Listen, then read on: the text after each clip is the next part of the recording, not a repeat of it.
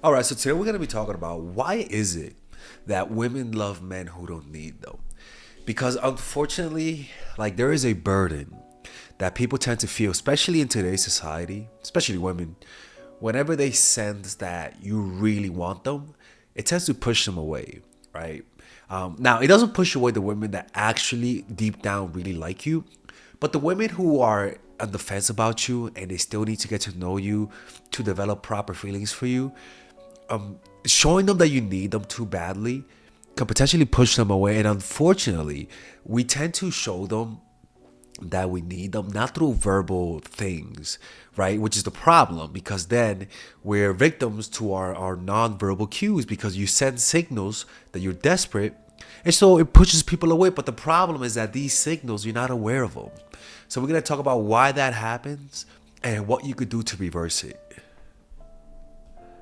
And don't forget, people, support Father Alex during the holidays by checking out his courses. We're having 50% off all of my courses. So if you have a granny and she wants to be more charismatic, or a grandpa and he wants to be more charismatic, well, you could purchase Granny the course Charisma Blueprint, right? Or let's just say Granny's having a tough time with dealing with the inevitable and you want her to be happier. Well, you could use that coupon code Mindful to get 50% off all of my courses, especially emotional mastery, right? And maybe we could get Granny to feel a lot better about her life situation.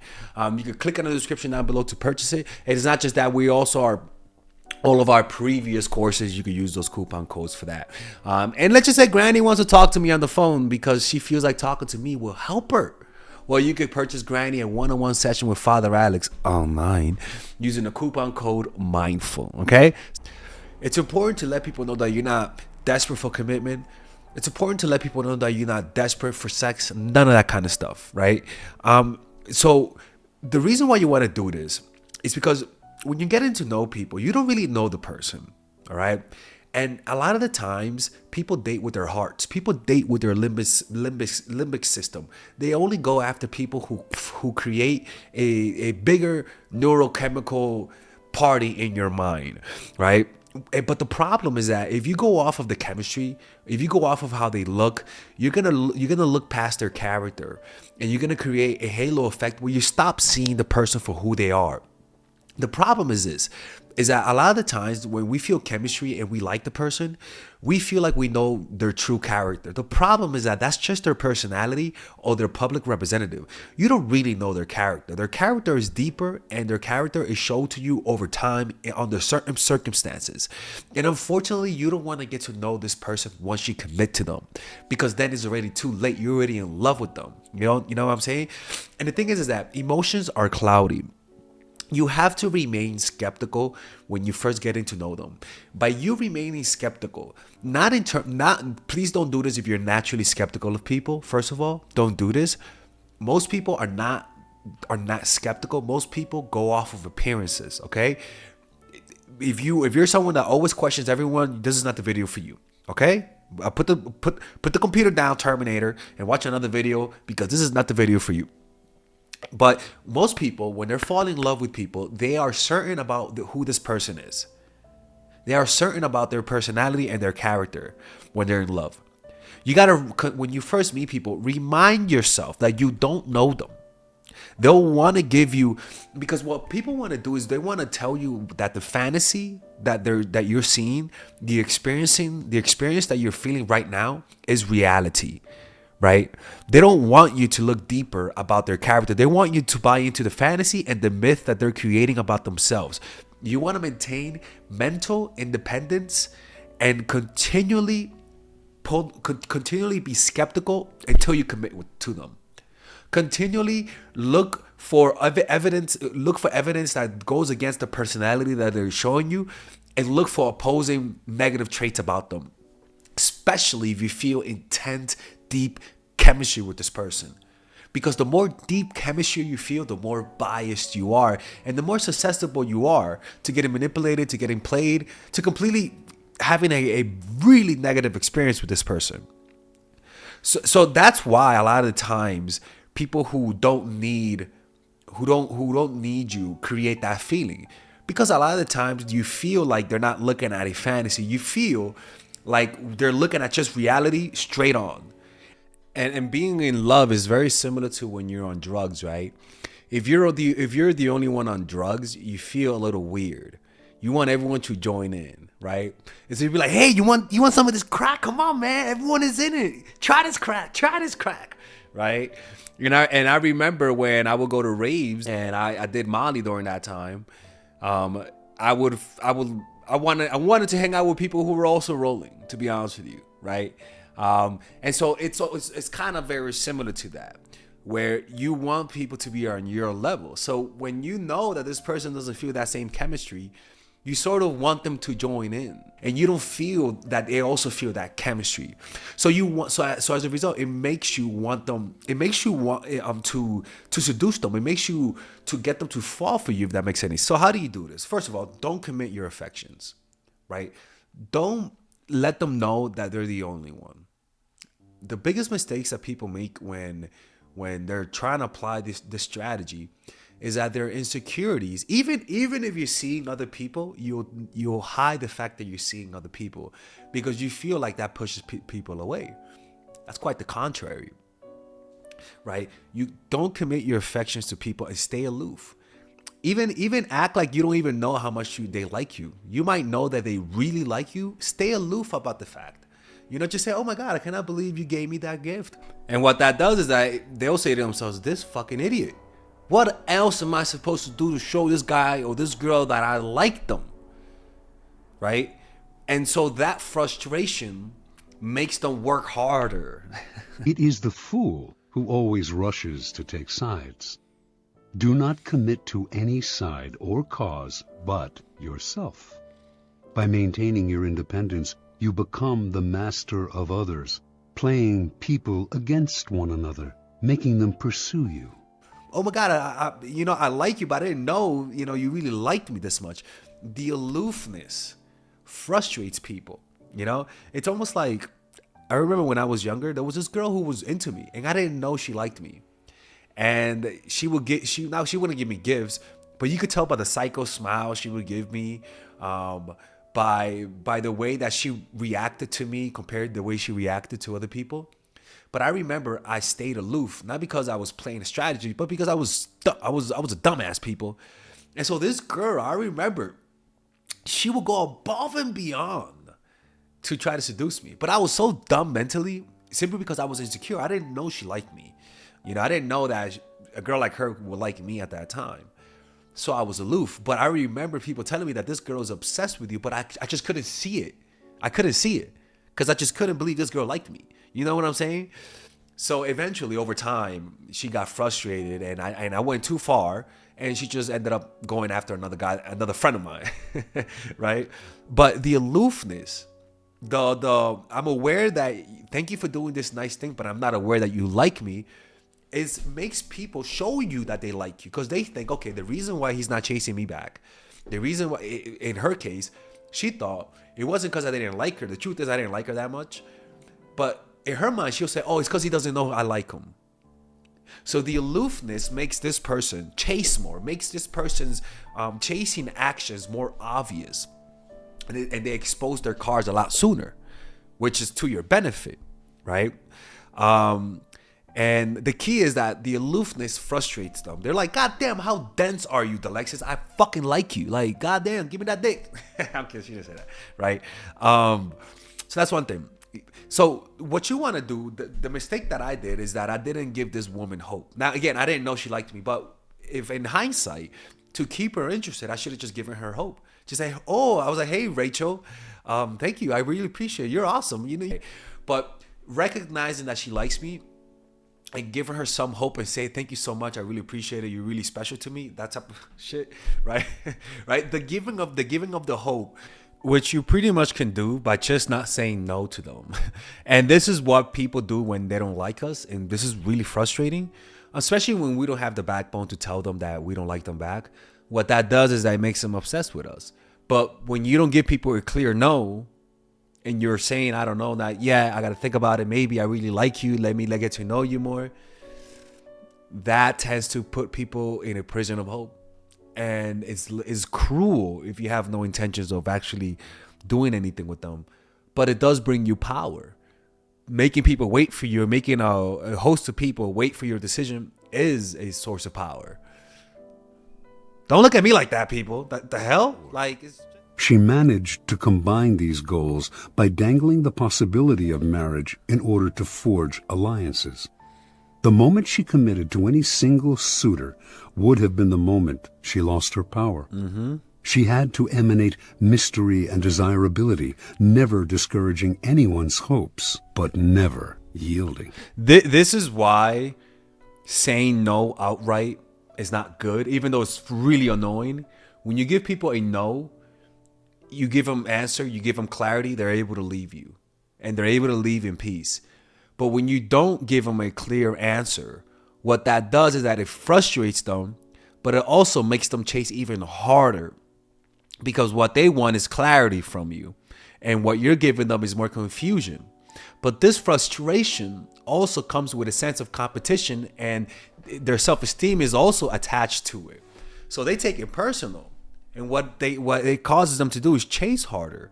Now, there's some bit of resentment behind that chasing, right? Because they're in their minds, they're like, this person is making me, like, why can't this person just tell me they don't like me? But at the same time, by you not saying no, because that's what most people do when they're acting, when they feel this way about us, it makes us chase even harder. Or even for some women, for example, with guys, some guys, just one smile gives a guy hope. I mean, we're hopeless creatures, people, where one smile makes our day, right? So that's one thing. Give them hope, but don't give them complete satisfaction. So that can be one little kiss, for example, at the end of the day. Make them the whole time. For example, I've been with women where it feels like she's not into the date. I'm like, God damn, like, this is, man, I should have just stayed home today. And then at the end of the day, she comes in and kisses me, and I'm like, oh my God. All right, that's fucking cool, right? So now the next time I see her, I know that she acts cold, but when it comes down to it, she's really into me. So the aloofness of her, even though I know she likes me, but I'm still seeing a certain level of aloofness that just by the mere presence of it makes me feel insecure, But because she did the complete opposite at the end of the day by kissing me, now I'm in a state of aloofness but hope. And that creates a spark, a chemistry, right? So if they ask you if you're seeing other people, never say no. Always say that you're seeing other people. Why? Because competition is infectious, right? When people know that other people are after you, like I said, humans are naturally competitive. Desire is an imitative process. If they see other people desiring you, they're going to want to desire you as well. So how do you seem? So the key to all of this is to seem ungraspable, right? At least in the beginning. Because when we like someone, our insecurities take hold of us. And so we over pursue someone to the point where we just start pushing them away. So to seem ungraspable is to create an aura of power around you. So hold yourself back and don't succumb to the temptation to give in to them. For example, I remember I was watching this movie. What's it called? Something, the color of the sea is blue. Some lesbian movie. I don't know. Anyway, so the main lesbian chick knows that there is this lesbian chick. She's 17 years old. It's a fucking French movie, man. What do you expect? Sorry if you were French people, but I'm just saying. This 20-something-year-old girl is noticing that there is a 17-year-old girl that's really into her, right? And the older woman, she knows that she's into her, but she doesn't make a move. She invites her to hang out. They get really close. She's about to kiss her, and she knows she wants to be kissed, but she doesn't do nothing and walks away. But then she looks back, right? She does this on multiple dates, where she gets close and then leaves, right? But the eye contact, mind you, ignore the fact the age is fucking crazy, people. But the eye contact, the restraint that the main lesbian has, makes the other younger lesbian chase her more. Now what happens is that the opposite is because that girl, the younger one, she went to a bar, and every woman was on top of her. Every woman is trying to kiss her. Every woman was trying to flirt with her.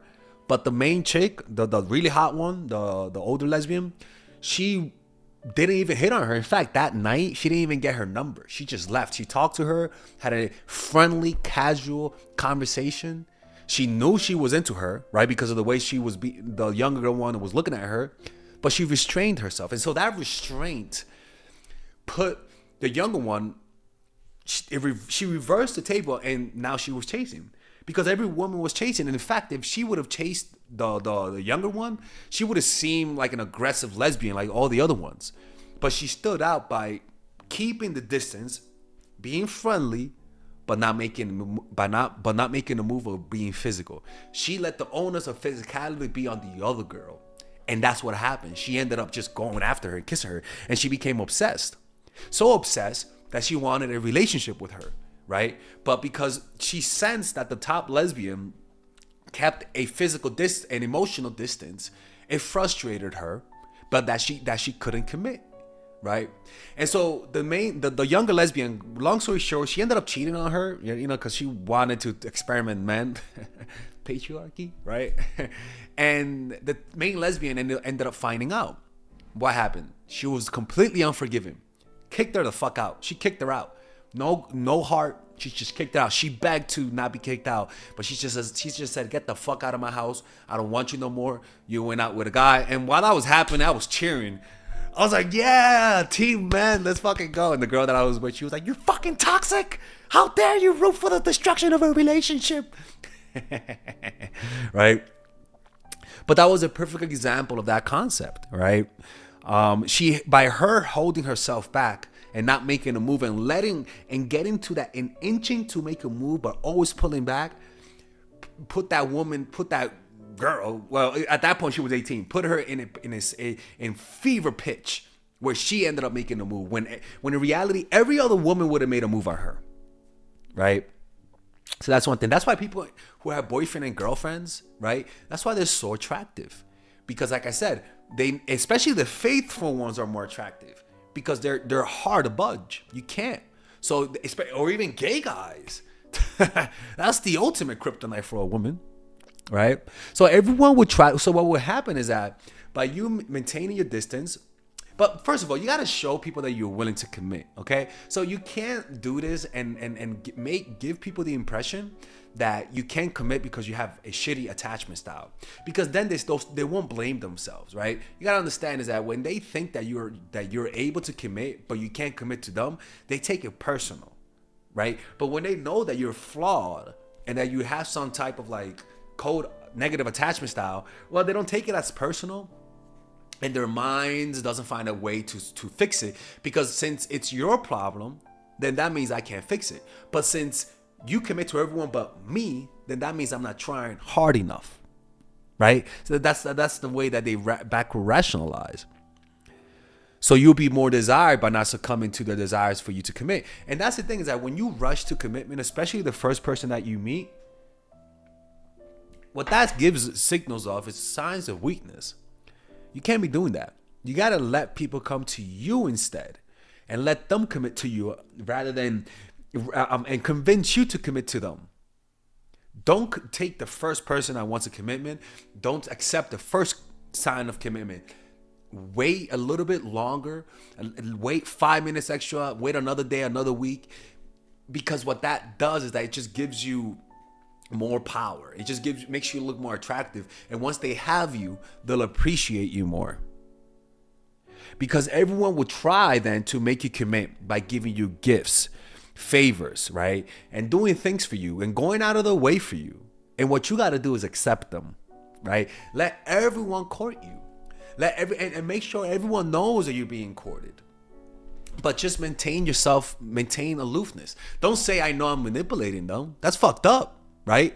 What you got to do is act like nothing is you don't know what's going on. You just say, "I thought they were just being friendly." You know how women act like, "Oh, I don't know. Like, I know I have humongous titties and I have a beautiful face, but people are just nice to me because of my personality." Bitch, please look at them titties, man. They got their own personality. All right, right? Everyone would try to make you to commit. Just maintain your inner aloofness.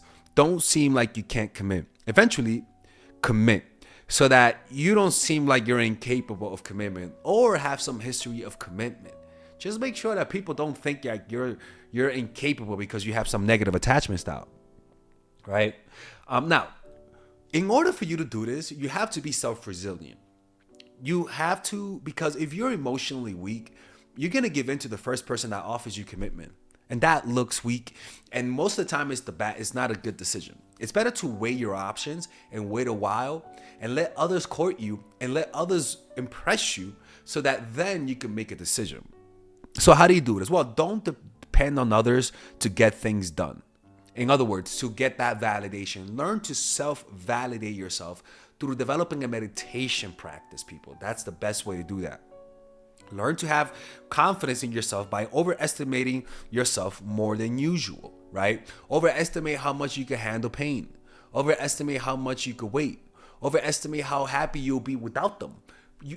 Why? Because happiness is a function of expectation, and also willpower and your ability to handle pain is also a function of your expectations. If you expect yourself to handle loss, to handle being able to be alone, and go at it with a positive attitude rather than from a fearful place and saying, oh my God, I'm going to be alone, then that thought that I'm going to be alone will naturally gravitate towards you committing too soon, and for you to pop the bubble of tension that you eventually create through applying these strategies. Keys to power. When you hold yourself back, you incur not anger, but a kind of respect. You instantly seem powerful because you make yourself ungraspable rather than succumbing to the group or to the relationship, as most people do. This aura of power only grows with time. As your reputation for independence grows, more and more people will come to desire you. Yeah, people are always trying to monopolize what's hard to grasp, what's hard to get. Like Dragon Balls or even collectibles. There's a reason why people like rare stuff. There's a reason why people like to claim things that are unclaimed. So you're giving them that challenge. And this is just a state of mind. You have to understand that this is what people want.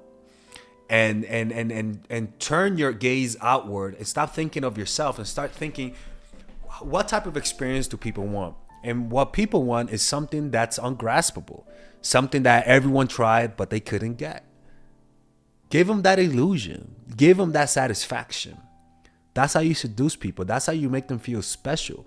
Make them feel like they were the ones that were finally able to win you over, but not with their money, but with their charm. And you give them that challenge through flirting, and not completely committing to them. And that will make them, because like I said, this creates insecurities, and that's true. But also what this does is that romanticism is what creates insecurity. Insecurity is what creates romanticism. Chasing is what creates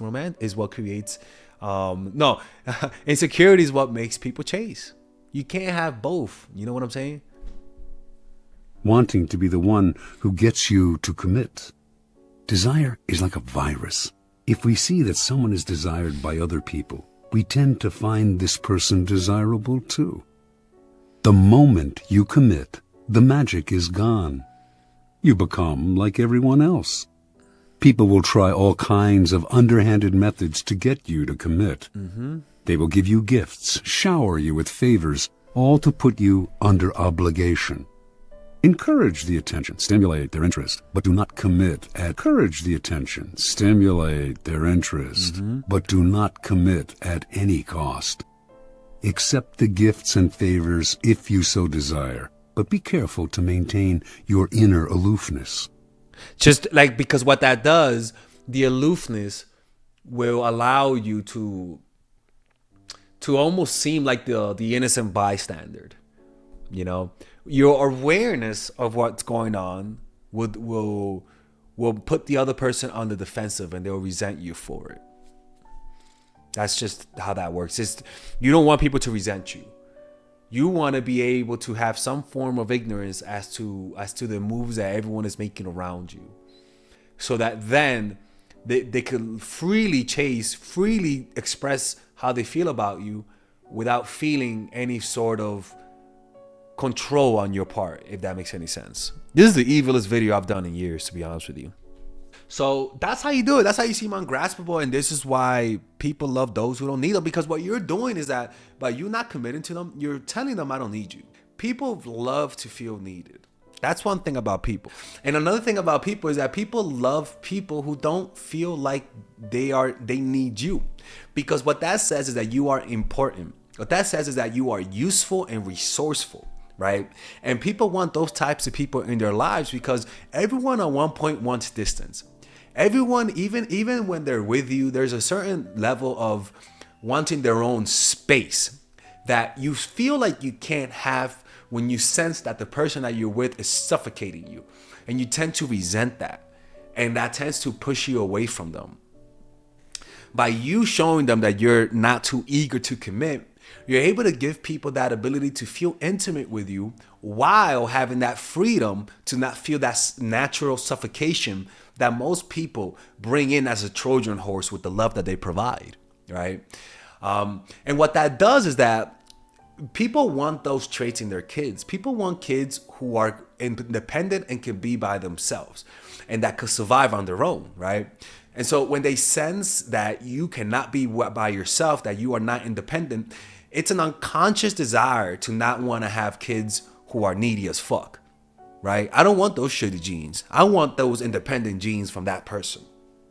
And that's how you communicate that. And look, for me, at least for me in my experience, like there's a certain level of flattery when a woman commits soon to me.